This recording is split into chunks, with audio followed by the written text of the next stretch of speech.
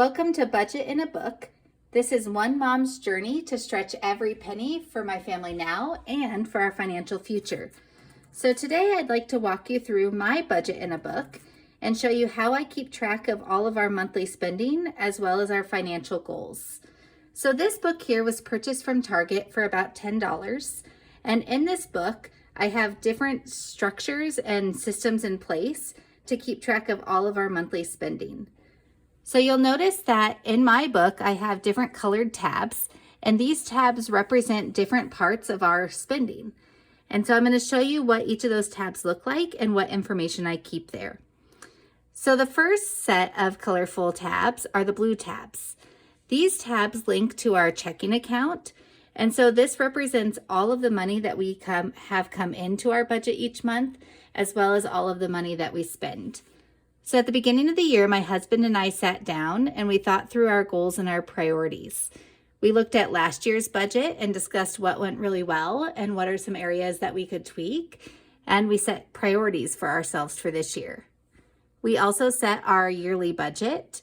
This is a budget that we look at regularly. And so even though it's kind of like our rough plan for the year, we can adjust it as the year goes.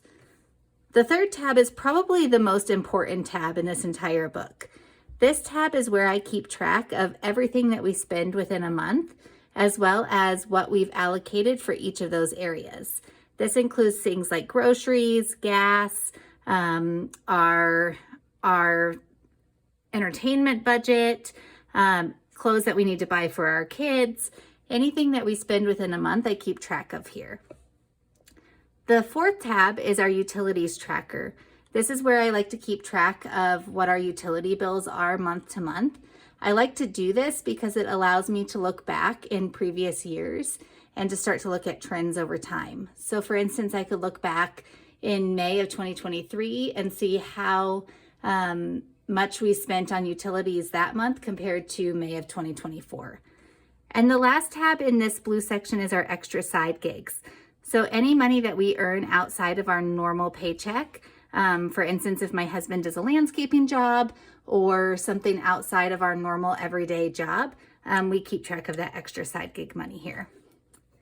The next section of the book are these green tabs on the top. These are linked to our savings account, and these operate very much like sinking funds. So each month in our budget, we allocate how much money we want to go into each of these sinking funds.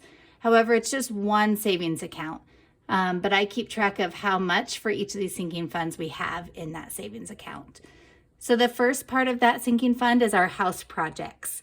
So we like to allocate a certain amount of money each month that we set aside for just projects around the house. And this definitely throughout the year changes what this money might go towards. So for instance, right now it's springtime here. And so we're working on planting our garden. So we might be spending some of this money on seeds or soil or flowers, different projects like that. We also have our car savings. So we've always operated under paying ourselves rather than paying back a loan for a car.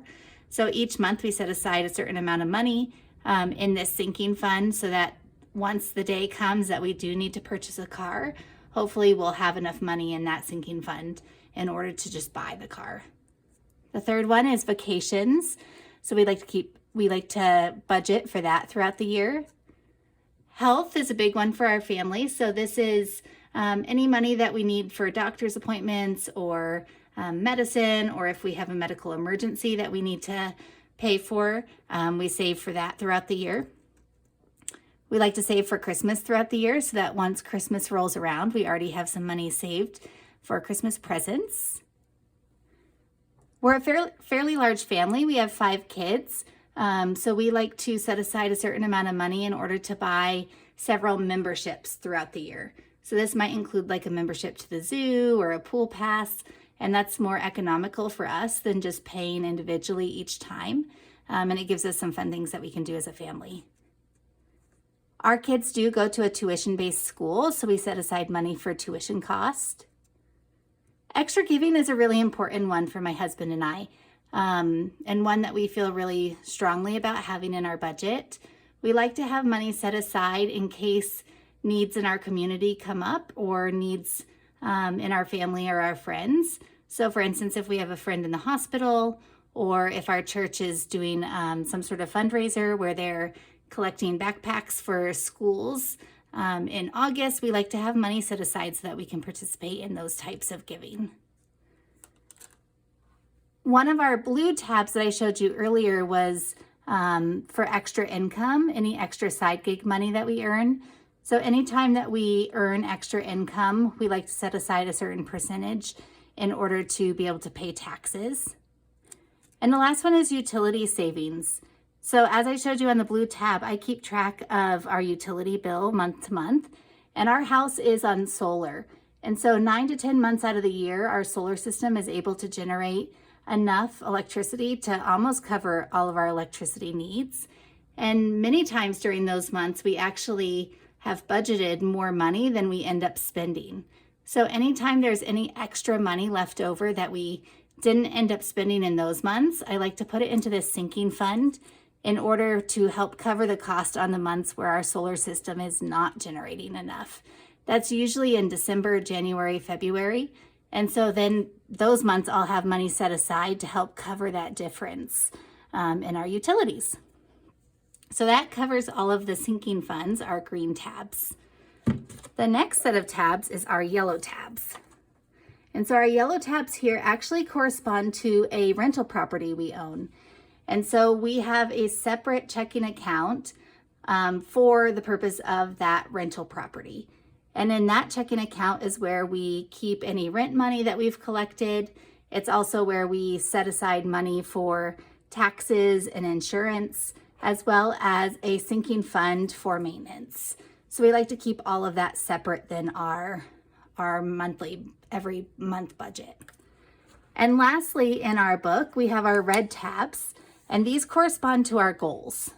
So each month I will sit down and I will calculate our net worth.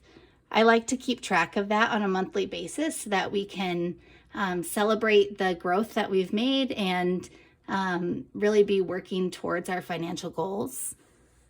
I also like to keep track of our own house that we live in. We have a goal that we want to pay off our mortgage early. So each month I'll keep track of how much money that we've currently paid off of our mortgage. And lastly, I keep track of our children's college savings accounts. So this book has been huge for our family in keeping track of our budget and our goals. I find it super easy to use this budget in a book. Some people like to use a more digital approach to their budgeting, for instance, using an app or even using like a spreadsheet. But for myself, I much prefer this book because it often sits out on my counter. I'm able to look at it regularly. I'm able to keep track of our monthly spending in a much easier way than when I did have a computer-based budget. The way that I usually use this book throughout the month is on my phone in my notes. I will just keep track of any spending I do while I'm out and about. So for instance, if I go to the grocery store or the gas station, I'll just make a quick note in my phone for how much I spent. And then once I get home or later that week, I'll sit down and I'll transfer all of that to our monthly spending tab. This allows me to keep track of everything that we've done throughout the month.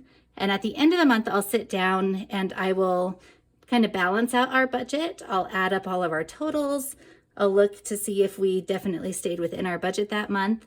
And then I'll look ahead to the next month and to see if there's any changes that need to happen in our budget, or if our budget will just remain the same for the following month. So I hope that you found this helpful. Please leave any comments down below if you have any questions. Throughout my next videos, I would love to go into more details on some of these tabs and show you exactly how I keep track of that information on these different tabs. And I hope that this inspires you to maybe create your own budget in a book.